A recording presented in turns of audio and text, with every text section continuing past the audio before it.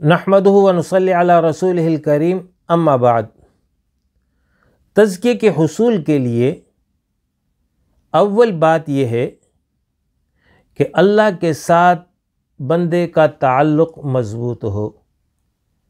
تو جتنا تعلق باللہ مضبوط ہوگا اتنا اس کے لیے تزکیہ آسان ہوگا، اور یہ تعلق باللہ پیدا ہوگا اللہ کی محبت اور اس کی نعمتوں کا شکر ادا کرنے سے۔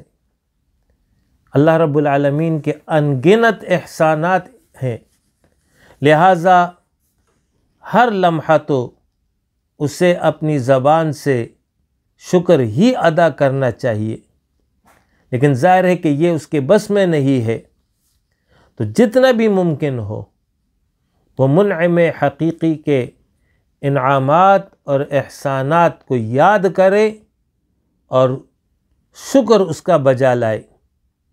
اس کی نشانیاں جا بجا موجود ہیں، ان نشانیوں میں غور و فکر اور تدبر کرے، اس کے نتیجے میں معرفت الہی اسے حاصل ہوگی تو تعلق باللہ مضبوط ہوگا۔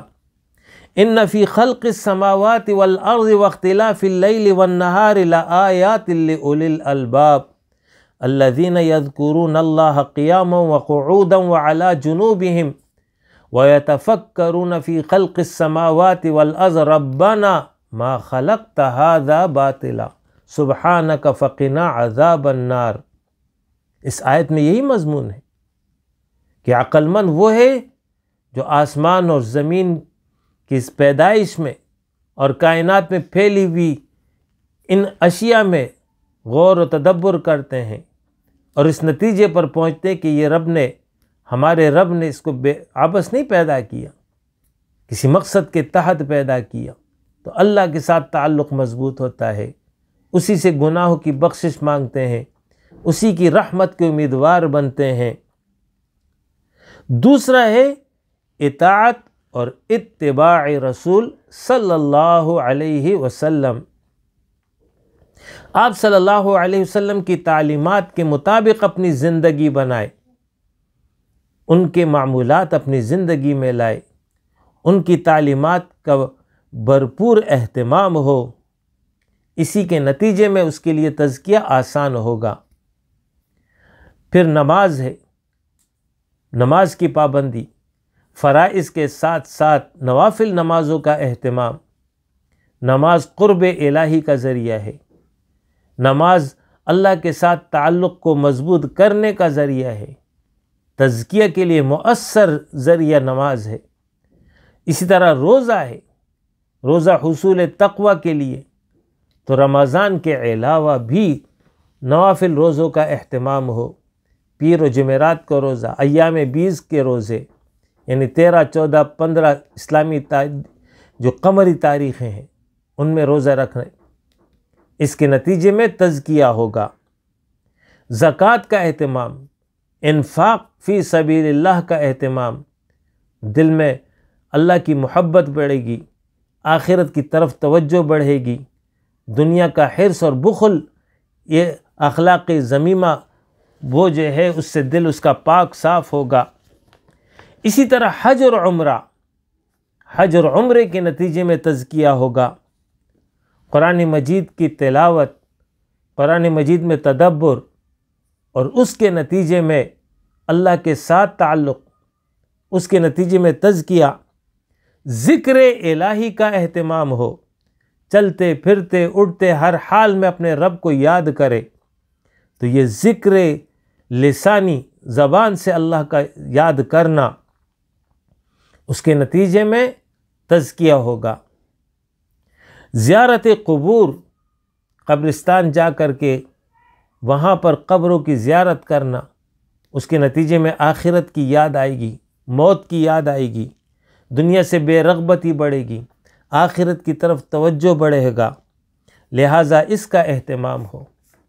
علم نافع کا حصول، یعنی قرآن اور حدیث اور دین کا علم حاصل کرے، تو جتنا وہ علم حاصل کرے گا اس کے نتیجے میں اس کے لیے تزکیے کا عمل آسان ہوگا۔ سیرت صحابہ اور نیک لوگوں کی سیرت، ان کا مطالعہ کریں، ان کے واقعات کا مطالعہ کریں۔ ان واقعات سے انسانی زندگی پر اثر پڑتا ہے، اس کے اعمال درست ہوں گے۔ اسی طرح نیک مجلس، نیک اجتماعیت، اس کو اختیار کرے، اچھے لوگوں کی مجلس اختیار کرے، نیک لوگوں کے ساتھ اپنا تعلق قائم کرے۔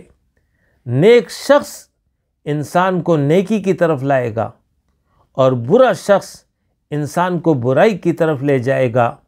لہٰذا فاسق، فاجر، نافرمان، دنیا دار، اس قسم کے جو لوگ ہوں ان سے دور رہے، اور جو نیکی کی زندگی گزارتے ہیں، جن کی مجموعی زندگی نیکی پر ہے، ان کے ساتھ اپنا تعلق رکھے۔ تو اچھے لوگوں کے ساتھ تعلق اور اچھی اجتماعیت کے ساتھ تعلق، اس کے نتیجے میں تزکیہ کا عمل اس کے لیے آسان ہوگا۔ گناہ کے تمام مجالس سے اجتناب لازم ہے۔ جو گناہ کی مجلس ہو اس کے قریب بھی نہیں جائے، ان مجالس سے دور رہے۔ محاسبہ نفس، اپنے نفس کا محاسبہ کرتا رہے، روزانہ کی بنیاد پر بھی ہو اور مجموعی زندگی کی بنیاد پر بھی ہو کہ پچھلی زندگی کیسے گزری، گزشتہ 24 گھنٹے کس حال میں گزرے، اس کے لمحات اللہ کی اطاعت اور عبدیت میں صرف ہوئے یا اللہ کی نافرمانی میں صرف ہوئے۔ اور اس کے ساتھ ساتھ دعا کا بھی اہتمام ہو، جیسے کہ رسول اللہ صلی اللہ علیہ وسلم کی دعا ہے، اللہم آتی نفسی تقواہا وزکاہا وانت خیر من زکاہا انت ولیہا ومولاہا۔ یعنی اے اللہ، میرے نفس کو تقوی عطا فرما اور اسے پاکیزہ کر، تو سب سے بہتر پاک کرنے والا ہے، تو ہی اس کا ولی اور مولا ہے۔ تو دعاؤں کا اہتمام بھی ضروری ہے۔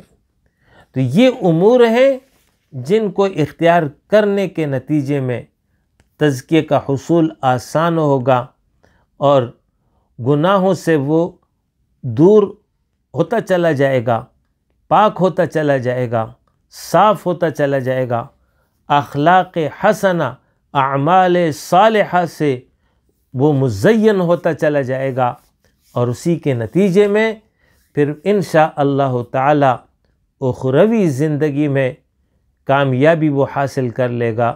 اقول قولی ھذا واستغفر اللہ لی ولکم ولسائر المؤمنین وآخر دعوانا الحمد للہ رب العالمین۔